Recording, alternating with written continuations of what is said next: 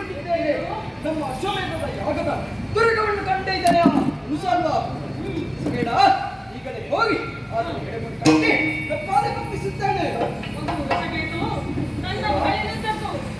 ನಾನು ಅವನ ಕಣ್ಣನಾಗಿ ಬಾಳಿದವನು ನಿನ್ನ ತಂದೆ. ಅವನ ಕೀರ್ತಿ ಗೋಪುರಕ್ಕೆ ಕಲಶವಿಟ್ಟಂತೆ ಇರುವವನು ನೀನು. ನಿನ್ನೊಂದಿಗೆ ನಾನು ಕೂಡ ಬರುತ್ತೇನೆ.